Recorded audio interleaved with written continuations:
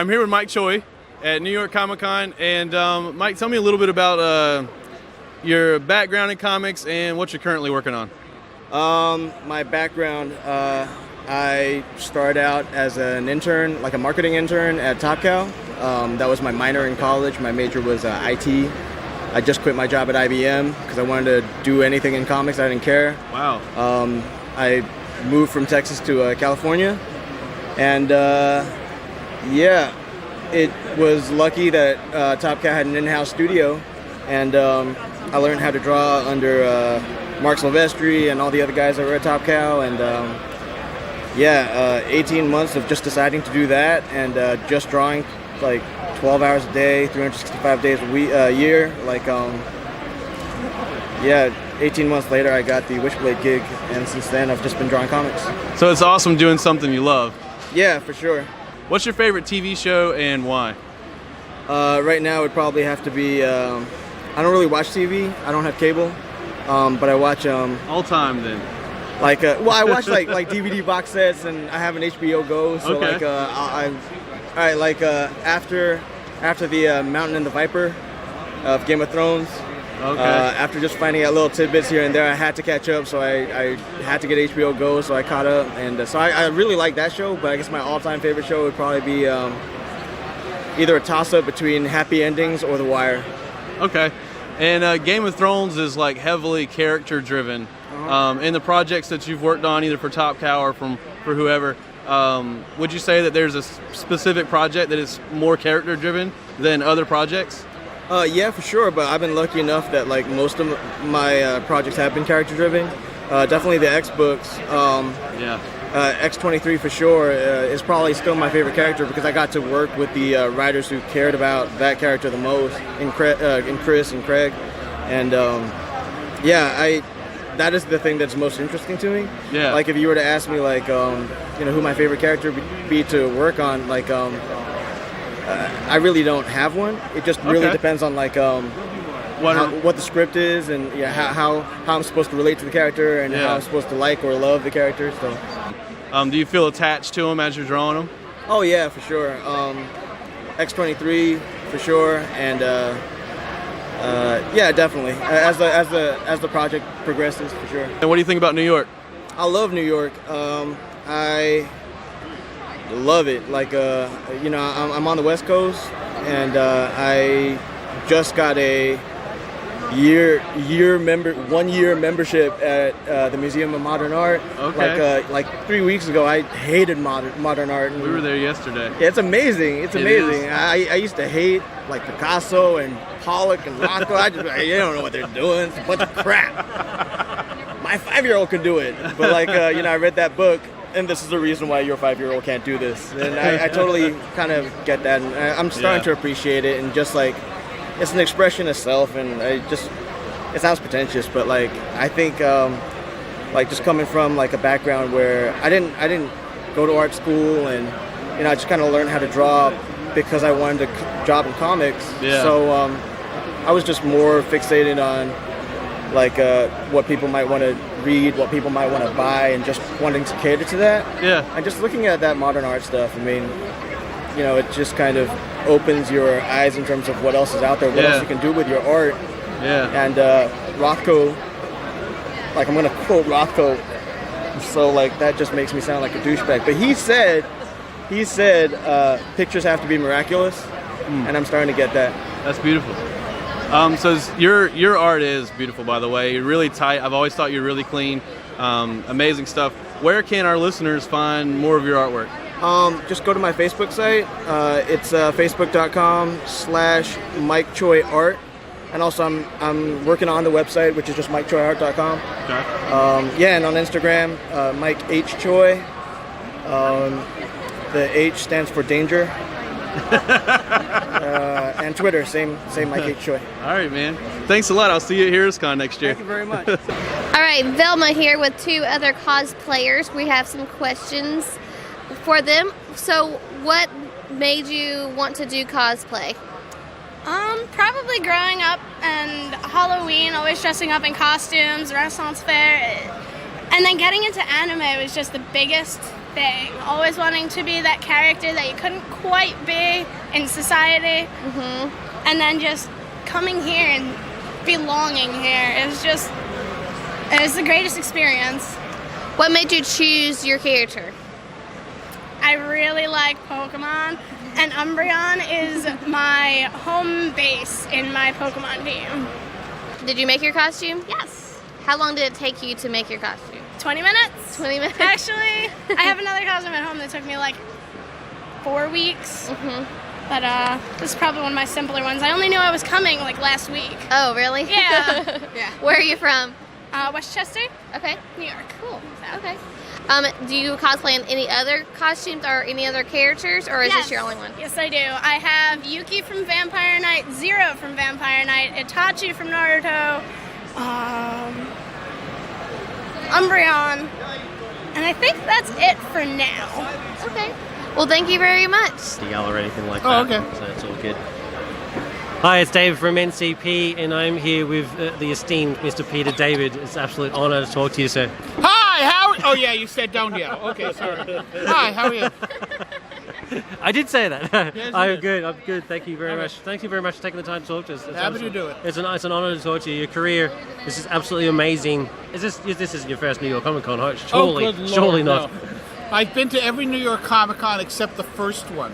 Right. They invited me to be a guest of honor at the first one, and I said, I'm sorry, I don't do first-time conventions. And they said, oh, no, we're a Read Expo. We do conventions all the time. I said, have you ever done a Comic Con in New York? They went, no. I said, I don't do first-time conventions. Wow. And they said, oh, we know what we're doing. And I said, I'll come to your second one. Okay. And thank God I did, because the first one was a complete disaster. Oh, there you go. They insanely oversold it. It got so crowded that Frank Miller was not able to get back into his table.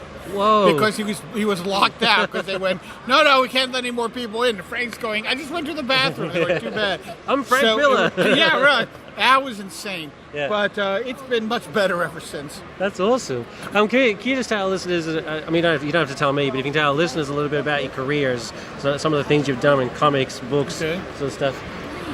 Well, I've written for both Marvel and DC. Yeah. For Marvel, I wrote the Hulk for 12 years. I've written Yeah. X Factor. I created Spider-Man 2099. Wow. For DC Comics, I wrote Young Justice, Aquaman, Supergirl. Yeah. I've had a pretty full career. Oh, it's unbelievable. It's the Aquaman run, one of my favorites, but the Incredible Hulk run is my favorite. Oh, excellent. And I'm not the first person to say that, obviously, but it's just an amazing run. Thank you. If they were to do another Hulk movie, I would want it to be sort of on your run, sort of the classic sort of Hulk talking to Banner, like Right. within the same sort of personality Oh, type that thing. would be kind of cool. That Yeah. would be absolutely brilliant type stuff. But you also, I mean, your run also, but one of my favorite run of yours ever is X Factor. Oh, thank you. It's absolutely brilliant stuff. How did you enjoy your time working on X Factor? I mean, you just seem to really enjoy it. Oh yeah, I love working on X Factor. The characters are tremendously entertaining. I've been able to do good stories and tell entertaining plots and characterization, and people seem to like it. Yeah. Unfortunately, not enough people seem to like it at the moment because it's being cancelled. But Yeah. nothing I can really do about that. Yeah, I was so surprised when it got cancelled. I mean, it's critically acclaimed, it's fan acclaimed. It was really strange. Well, by the time they canceled it, I was long off the book. Yeah, that's right. I had quit the book because I didn't like the direction they wanted to go. Exactly right. Yeah, I mean, your career in comics is unbelievable. But you've also done Star Trek novelizations Yes, I have. as well. My wife is a huge fan, Excellent. huge fan of those novels. And so, what was it like sort of creating your own Star Trek characters that are? I mean, they're actually. Oh, it's tremendously entertaining. I see Mackenzie Calhoun showed up in some Star Trek role-playing game. He's shown up in fan-made movies. Yeah. It's tremendously entertaining to see how the fans have embraced the characters. Yeah. What would be your favorite characters to write? You mean in the world? Yeah. Or, oh, I don't know. I mean, there's so many interesting characters out there, both that I've created and that other people have created. There's no way I could select one. Have you ever had a stab at Sherlock Holmes? No, I've never written Sherlock Holmes. 'Cause I think you do a great Oh, Sherlock. thanks. That would be awesome stuff. Well, thank you. I can see you've actually got a bit of a line forming up so now, so I don't want to take up too much of your time, but it's been an absolute pleasure talking to you, Peter. Thank you very much. Take care.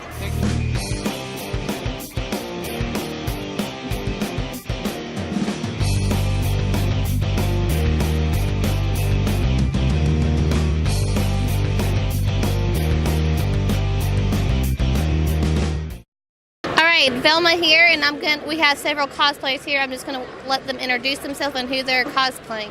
You don't have to say your real name, but who you're cosplaying. I'm David Tennant, Doctor Who, 10th Doctor. I'm 7 of 9. And Big B Wolf. All right, so what is your favorite thing about cosplaying? The shrieking fangirls.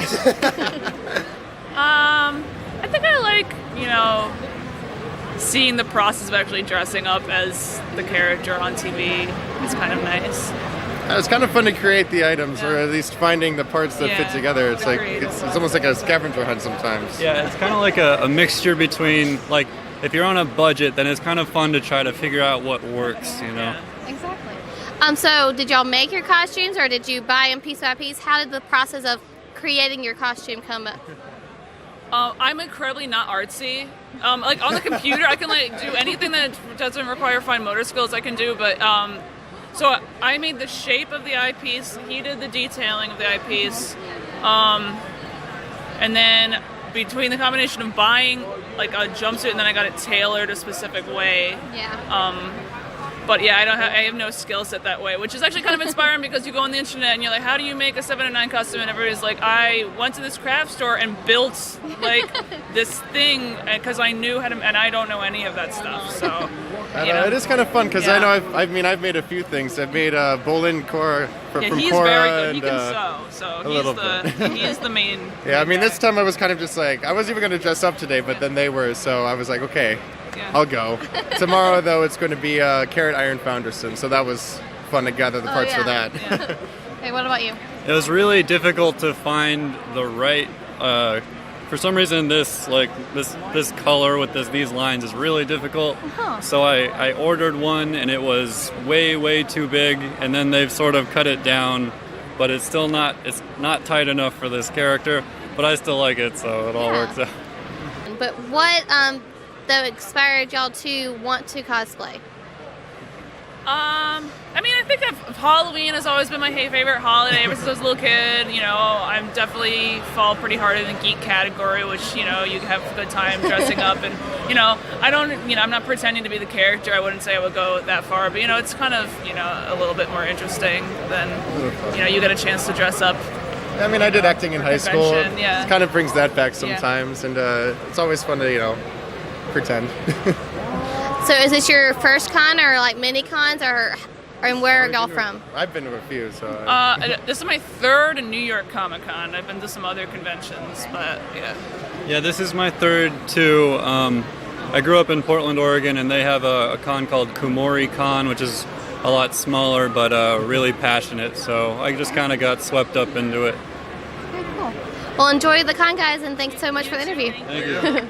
All right, I'm here with Eisner Award-winning Kevin McGuire at New York Comic Con. Kevin, is this your first New York Comic Con, or do you come here every year? Oh no, this is. I try to come here every year. I used to live in New York. I just moved to Portland in May. I didn't make last year's, but generally I'm here every year. That's awesome. This is our first time in New York. New York's been great, and the con's been great. South Carolina. Okay. Yep, Anderson, South Carolina. Right in the middle of nowhere. There's nothing around. So now suddenly this interview has become about you. Oh yeah, no. It happens sometimes where I end up getting interviewed. Okay. And then David from Australia. The show's based out of Australia. So in 30 years of doing comics, you've done so many. 27. Let's not push it. It's not push it too much. 27 and a half. Come on. How all the different characters you've done, all the different stories. What character would you say that you identify with the most? Identify with? Well, I guess Blue Beetle to a degree because I've been shot in the head. No, I'm kidding. That's terrible. Because he's kind of like the everyman, I guess. Yeah. I mean, I love Superman, but I can't really say I identify with him because, he's Superman and I'm not. Guy Gardner in the morning when I wake up. You're a little more Guy Gardner before noon? Yeah, before my caffeine, I'm a little more Guy Gardner. I got you. Yeah. Not quite as Bruce Wayne, though. You're a little no. more lively than that. That's at night, you know? Okay. After I haven't had enough sleep. What character have you liked to work with the most, or even like, one that you like to draw more than others? Well, probably Guy, because he's just such a jerk. Yeah. You know? How fun was it to do Batman punching Guy Gardner? You know, I wish to God I remembered where I was when I drew that panel, because never in my wildest imagination did I think 27 years from now I will be talking about this panel. Oh yeah. It just never entered my mind. I think you have to get asked that a lot. Yeah. Asked that a lot. What do you do? Do you listen to any type of music when you're drawing, or? Sometimes. I have TV, not TV, the internet. I usually stream a lot of Mystery Science Theater 3000. Oh, I love Mystery Science Theater. So, I've seen all the episodes a million times, but it's just sort of like white noise where I'll occasionally laugh or something. Yeah, when I'm working. definitely. Yeah. If you were doing this interview, this is the patented question we warned you about. Well, technically, I am doing this interview. You were, yeah. If you were controlling it. If you were controlling the interview, right? Is there a question that you wish that I had asked you? No. None? No. We're just that damn good, people. Yeah. We're that damn good. You covered all your bases. All right, man. Thank you very much. My pleasure. It's my honor, man. Okay, guys, Velma back here, and I have another cosplayer here. Can you tell us where you're from and who you're cosplaying? I'm from Georgia, and I'm cosplaying as Raven from Teen Titans. Okay. So what made you decide you wanted to be Raven? I wanted to be a different kind of character. I like her personality. It's fun to be people who are usually not and to kind of feel who they are, and it's just fun. Cool. Did you make your costume? I got my grandma to make my cloak, and I did make the belt, and I ordered the rest online. Awesome. That's so cool.